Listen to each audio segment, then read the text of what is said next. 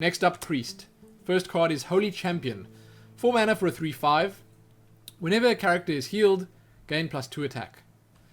It's sticking with the whole Priest healing plus attack type thing. I don't know. I mean, it's like a Light Warden, but bigger. It's good, I guess. 4 for 3/5. That's that slot we were talking about before. It's okay, you know. It could be useful. Again, the combos with this, they could be pretty crazy. With like, I don't know, Circle of Healing, Wild Pyromancer type stuff. It's okay. Next up, Flash Heal. Also a common, 1 mana, restore 5 life. That's it, to anything. You can do it on your hero, you can restore health on a minion, you can use Orkanai Soul Priest to do 5 damage for 1 mana. That's pretty decent. It's not a bad card. It's just a straight up heal for 1 mana. I do, however, think you'll have to think long and hard about putting this in your deck. It would have to specifically be a deck that would make use of this, like a Shadow Priesty type deck. But hey, there it is. Priests needed more heals because Paladins were, I think, out healing them. Next, Power Word Glory. 1 mana, choose a minion whenever it attacks, restore 4 health to your hero. That's like a blessing, like a Paladin blessing, but not.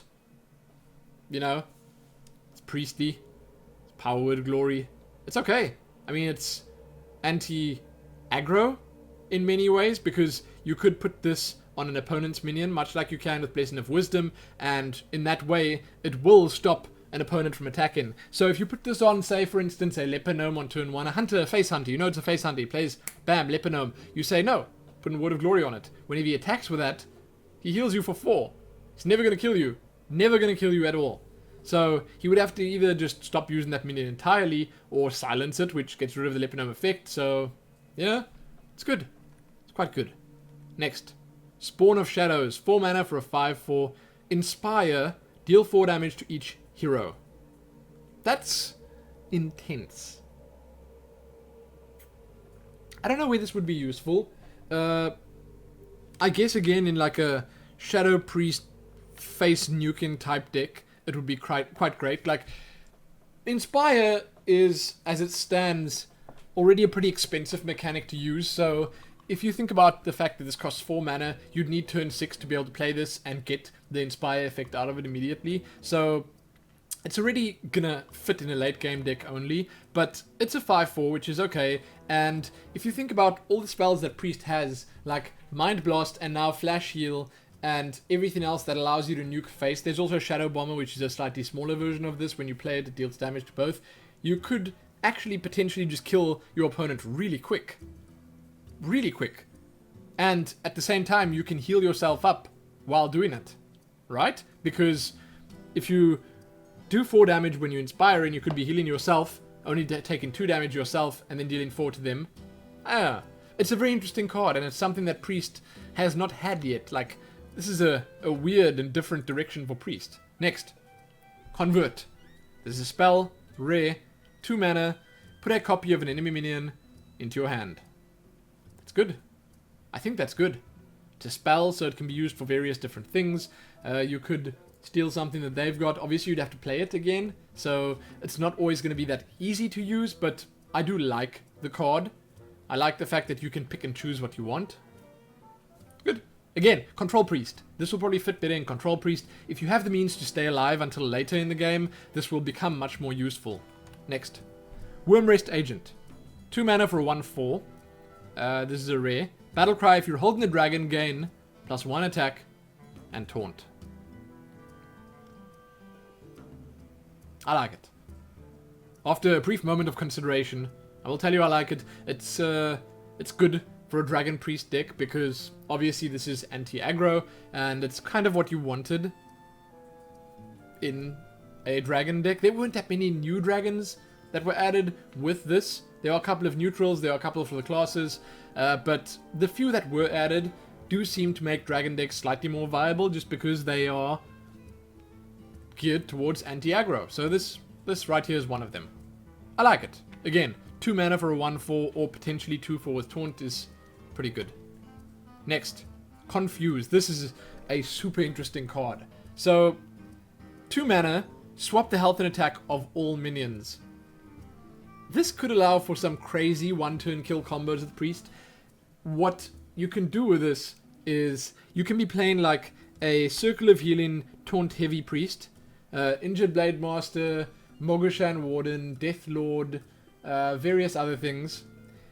You get just 2 of those out. Say for instance you play a Mogoshan, let's say a Death Lord,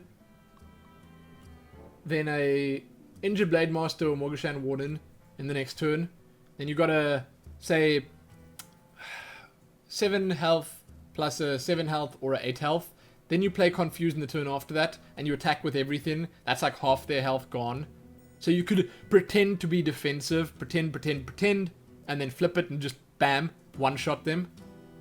Also, the synergy, once again, with stuff like Inner Fire / Divine Spirit is huge. Huge. You double the health on a Death Lord to 16, and you do this, and your opponent's just dead. It's quite a cool spell. I love the flexibility of it. I think it's great. Next, Shadow Fiend. 3 mana for a 3/3. Whenever you draw a card, reduce its cost by 1. I had to think for a second. I thought it was 2/1, but by 1. So, you know, you have your little combo out there with Northshire Clerics. You cast Circle of Healing, you heal 1 or 2 minions. Those 1 or 2 minions are 1 cheaper. Kinda cool. Interesting card. Again, it does actually fit in most Priest decks at this point, just because they're all pretty samey. But, no, overall it's a pretty good card. I think it could be useful. Speaking of good cards, the legendary Confessor Paeltris. 7 mana for a 5/4. Inspire. Summon a random legendary minion. Any legendary in the game. You could summon a Deathwing. You could summon another Confessor Paeltris. You could summon a Sneed Shredder. Every time you use your hero ability. That's sick. But that means that you would actually have to wait until turn 9 before playing this to get good value out of it, or potentially terrible. I mean, you could play it and get Lorewalker Cho and just ruin your game. You could play it and get Blood Knight Thalnos, and, well, that would suck. Blood Mage Thalnos. There are various legendaries that would not be useful, but I think most of them are good enough to make this reasonably okay. Imagine getting Leroy off this. You can immediately just charge in and do some damage. It's okay. I think it's pretty good. It's one of the better legendaries, at least. I think it's one of the better. Now Rogue. First card. Common. 5 mana. Shadowpan Cavalry. Combo plus 3 attack. It's a 3/7. 5 mana for a 3/7 is not half bad, I guess. It's pretty okay, I guess, but the combo would make it a 6/7, which is much better. Much better. But I don't know where this would fit in with Rogue. I don't know. Like, you can really get a 6/6 Ogre with Stealth, which will at least survive until the next turn. I guess, on the plus side, it dodges Big Game Hunter. Comboing something like this out, I don't know if that's your priority. That's all I'm saying. I don't know if it's that good. Next, Undercity Valiant. 2 mana for a 3/2. Combo, deal 1 damage. It's like, I suppose, SI7 Agent's little brother. I mean, that's combo, deal 2 damage, but it's a 3/3 for 3. I like this kind of control. Even though it's just 1 damage, it's still useful. It's a early game minion. It's obviously more suited to a slightly more early game deck. Not something like a Miracle Rogue or whatever. But it's okay. It's okay. It's a common. Next up, Buccaneer. This is a pirate. 1 mana for a 2/1. Whenever you equip a weapon, give it +1 attack. Whenever. So you could play this, play Assassin's Blade, and it would be a 4/5 instead of a 3/5. Or is it 3/4? I think it's a 3/4. Anyway, doesn't matter. Use your hero ability. It has 2 attack instead of 1 attack. It's okay. It's pretty okay. Again, it's kind of fitting in with the whole pirate theme of pirates and weapons. It's got some damn cool artwork there. So there you go. Buccaneer. Rogues and pirates like this. Next card, Burgle Spell. Rare. Add 2 random class cards to your hand from your opponent's class. Playing against a priest, you get 2 priest cards. Playing against hunter, 2 hunter cards. It's only 3 mana. I think it's pretty good. I think it's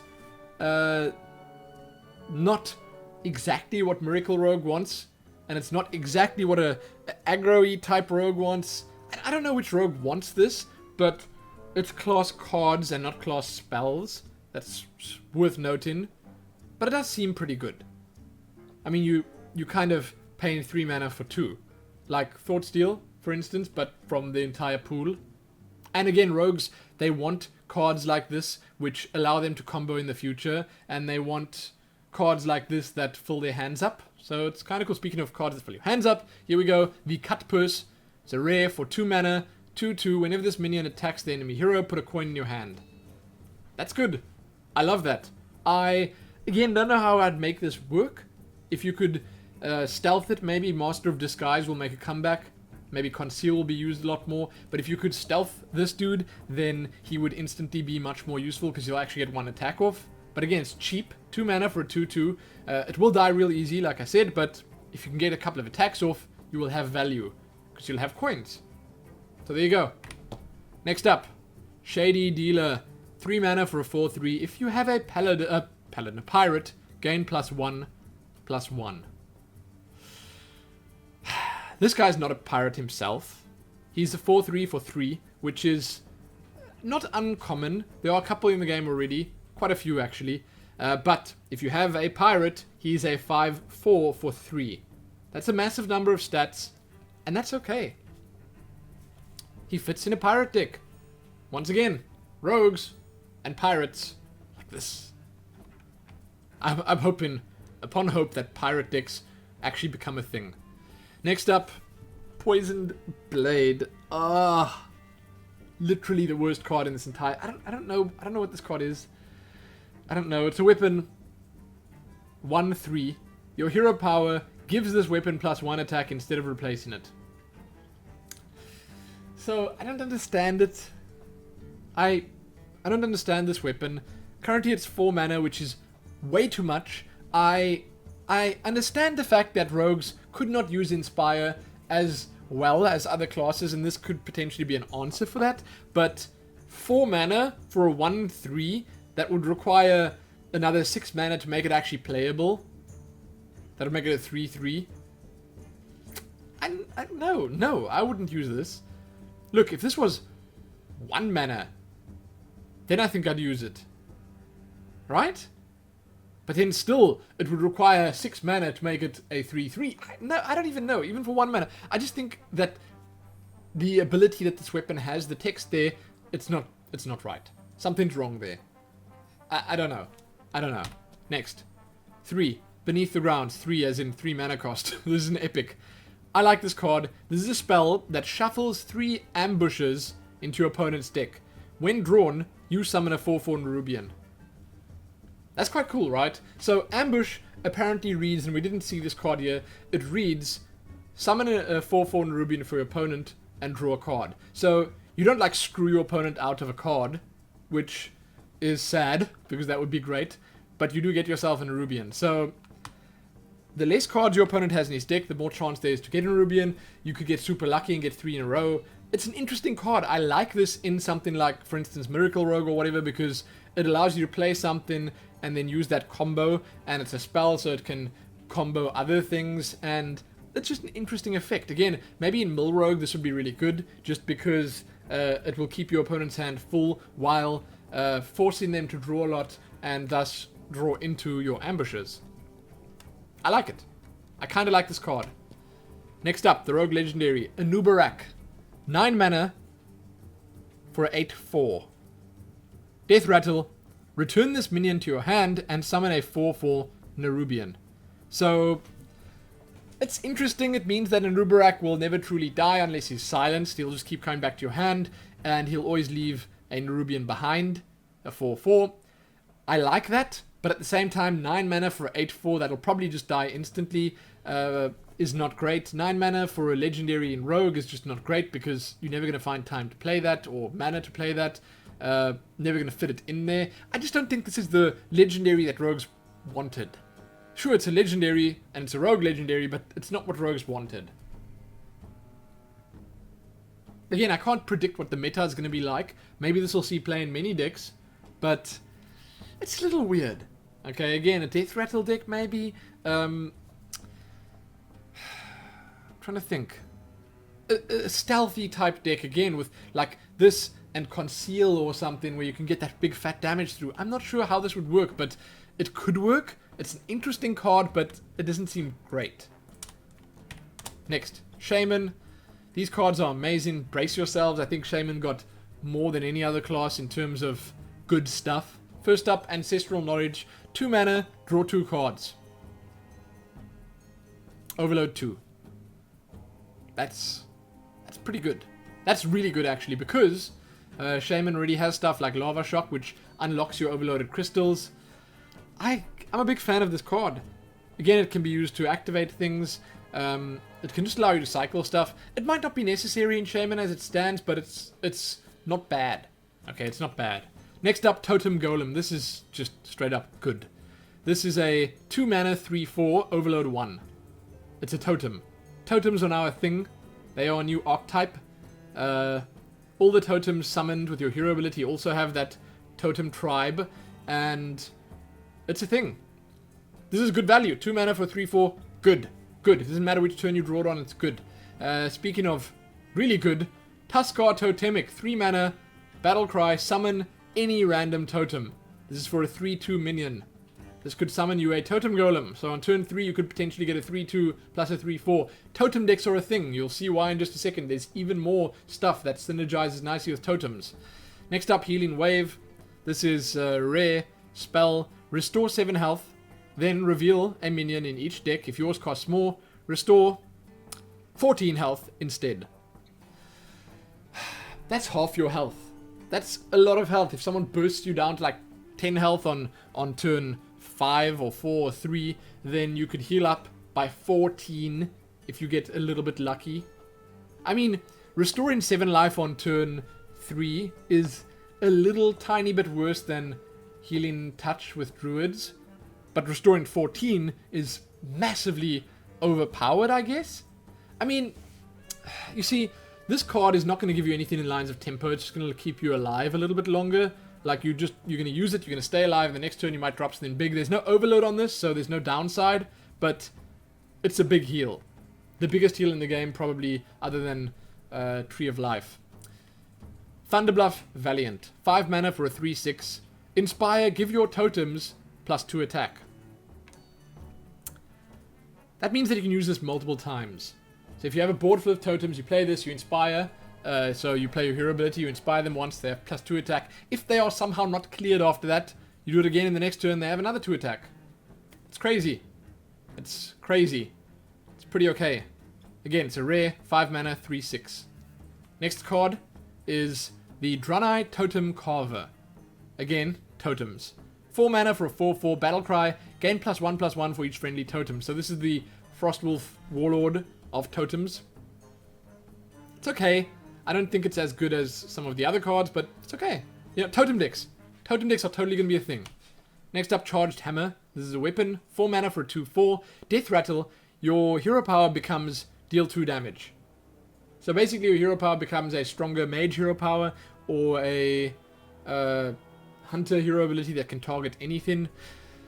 That's not bad. It's 4 mana for a 2/4. And that hero power is good, but again, if you play in a totem deck, this will not fit in there. So, you know, that's worth considering.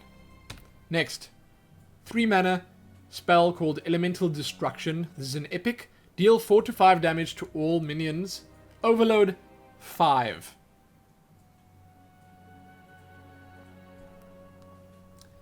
If you play this on turn 3, deal 4 to 5 to everything. You're not going to play anything on turn 4. You will have no mana free unless you play it on turn 5 and then you Lava Shock and you unlock everything. Then it's super value, but it's still a big board clear. Elemental Destruction does 4 to 5 damage. That will clear a lot. I mean, that's not even taking into account the fact you could have some spell power in there, which could make it 5 to 6. I think it's okay. Again, for 3 mana. But that overload, though, is... it's pretty massive. Next. The legendary for Shaman is the Mistcaller, one of the highest rated legendaries, I think, at this point.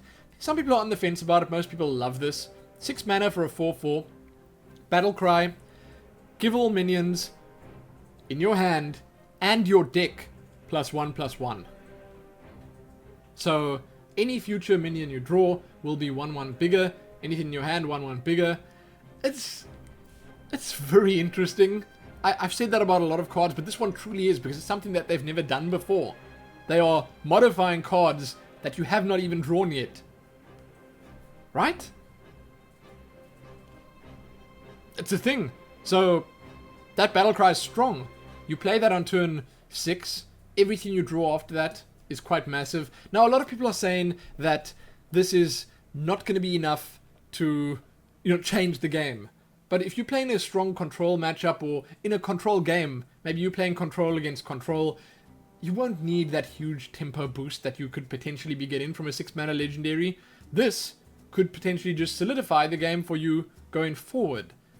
Again, it's the kind of card that will not immediately change the game, because it doesn't even give your minions in play 1/1, but if you can play it and survive a couple of turns, you will be in a better place.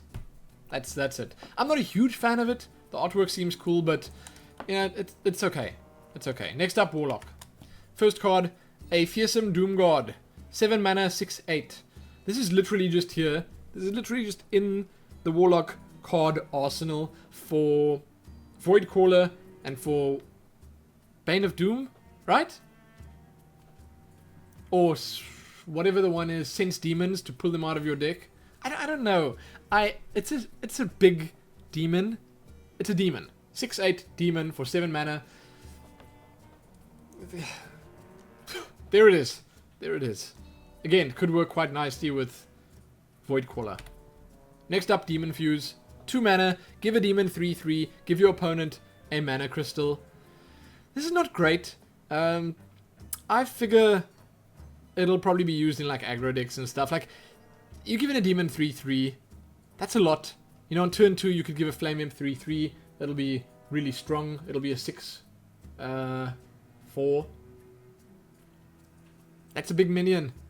Giving your opponent a mana crystal, that might not even hurt you that much. What's the mana crystal gonna matter? I think it's okay. I think it's pretty okay, and again, like, no, it's average. Okay, it's average, but it is actually usable in certain decks, I suppose.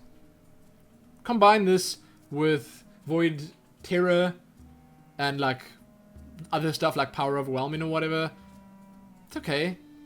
I guess it's okay. Whatever. Next, Wrath God, 2 mana. This is an interesting one. For a 4/3. 2 mana for a 4/3, that's massive. Whenever this minion takes damage, also deal that amount to your hero. Weird, but it synergizes with some cards that are already in the Warlock arsenal.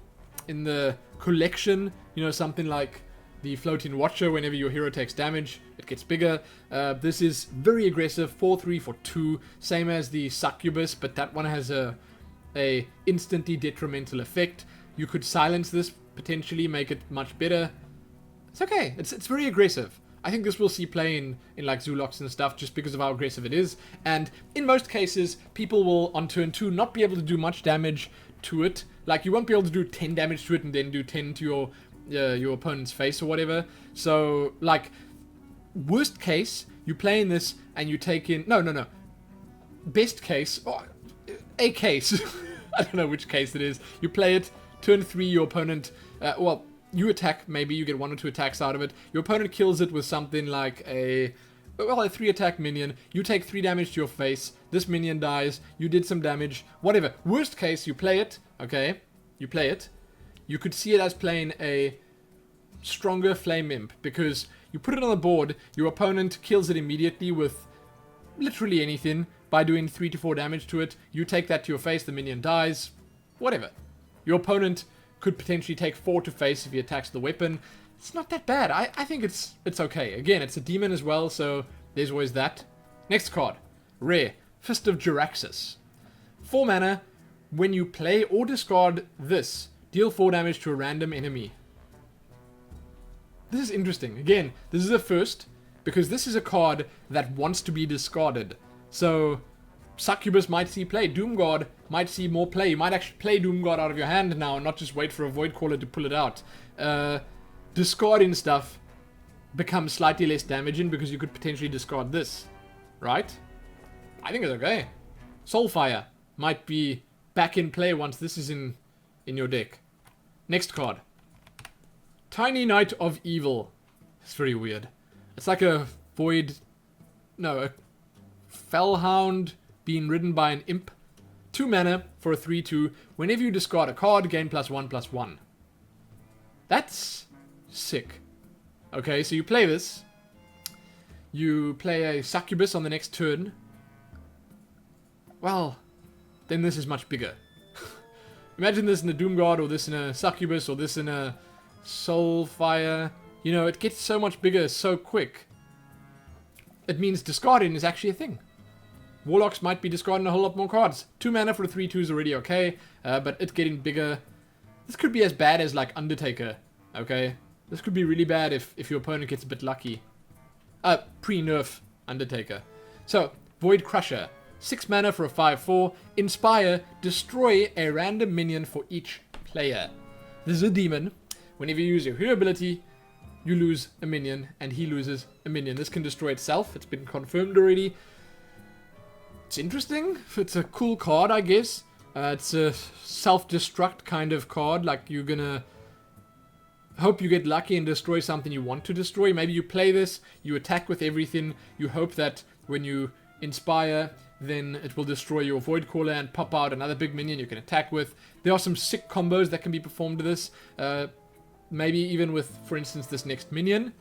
4 mana for a 1/1. This is a Dread Steed. Death Rattle, summon a Dread Steed. So this guy, if he doesn't get silenced, will just live forever. He's obviously target for things like Demon Fuse, Power Overwhelming, stuff like that, that Warlock has already a bit of. Void Terrors. Can eat this up, get 1/1, it just summons another one. It's kind of cool. I like this card a lot. It's an interesting idea, and it's cool how crazy Blizzard went with some of these cards. Like, some of them are really out there. You know? Really out there. Next up. Dark Bargain. It's also a demon, of course. Dark Bargain.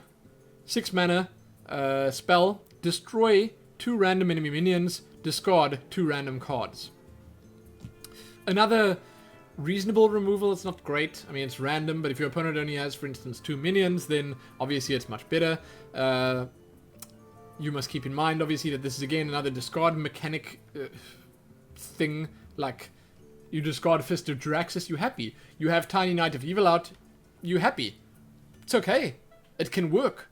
Again, it's 6 mana, though, so, like, it's going to take you a while to be able to play this. Turn 6 is late, but whatever. Next up. Warlock Legendary. Wilfred Fizzlebang. 6 mana for a 4/4. Cards you draw from your hero power cost 0. 0. 0. Nothing. You draw a fearsome Doomguard, and it will cost nothing for a 6/8. You can just draw and play it immediately. Done. This can be pretty good. This is, however, still a 4/4. It'll probably die. It's a little slow, but turn 6, if you're playing a control type deck, if you're playing against a control type deck, you will probably still be alive, and you will probably get use out of this. Well, no, technically you'd have to play on turn 8.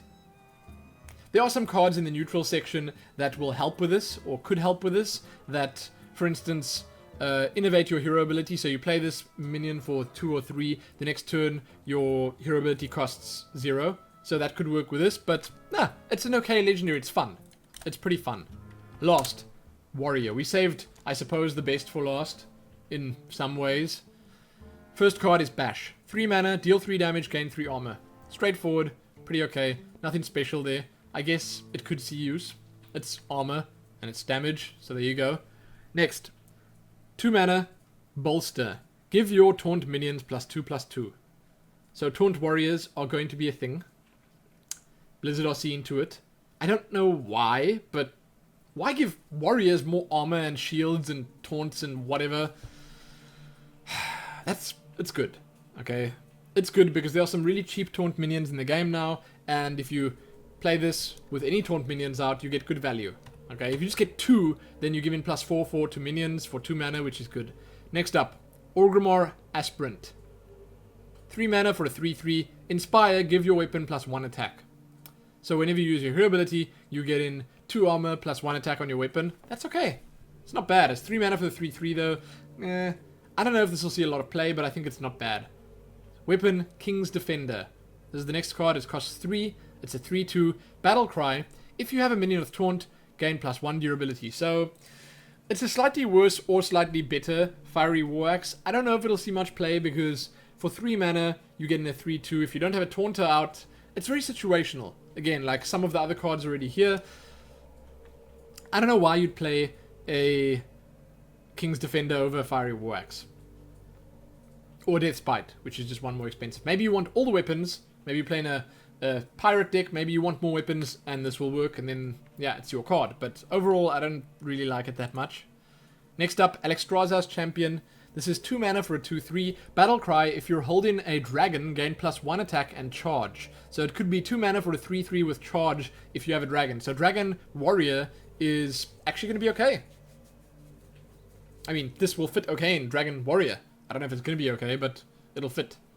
Next, Sparring Partner. 2 mana for a 3/2. Taunt. Give a Battle Cry. Give a minion Taunt. So 2 mana for a 3/2 is already very good. It's got Taunt. Very good. Battle Cry. Give a minion Taunt. Very good. This is a straight up good card. This also synergizes great with Bolster, with King's Defender, with Black Knight. You could give a enemy minion Taunt. Kill it. It's a good card. It's a good card. All around, pretty good. I like it. Next, Sea Reaver. This is an epic 6 mana. When you draw this card, deal 1 damage to your minions. So all your minions. This is obviously great for having those Frothing Berserkers or Grim Patrons in play. It's 6 mana for a 6/7, which is okay. But when you draw it, it does that. So it's a mini Flame Leviathan effect. I don't know. Obviously, the downside is that your opponent knows what you draw. They'll know when you draw this because 1 damage will be done to everything. It's okay. I don't know. I don't know where this would fit in. A lot of warrior decks try and have those Armor Smiths or Acolytes of Pain, stuff like that, out constantly. So it could work. It could work quite well. Next up, 4 mana for a 5/3, the Magnetor Alpha. Also damages the minions next to whomever he attacks. So the stats on this, 4 mana for a 5/3, that's the invert of 4 mana for a 3/5, which there are so many of, and it's got Cleave. Like the big Harvest Golem minion legendary thing. Same thing. 5 attack is pretty impressive. Like, you could kill a whole lot of minions. Well, 3 minions in a row with 5 health or less. I guess it's okay, but I don't know where that would fit in either. Next, the final card we're looking at, and probably the best card we're looking at, Varian Ridden. 10 mana, Battle Cry, draw 3 cards. Put any minions you drew directly into the battlefield. 7/7. So 10 mana for a 7/7. If you draw into 3 big minions, they're all going to play immediately. Sure, you don't get the Battle Cry effect, but they could be massive minions. Say you draw into a Sludge Belcher, Alexstrasza, and Ragnaros. You win. Instantly win. Probably the best card added. One of the best cards, at least, added in this whole expansion set. Warriors are so lucky. I mean, Control Warrior was already quite strong. Quite strong, and this is just the cherry on top of the Control Warrior cake. It's ridiculous.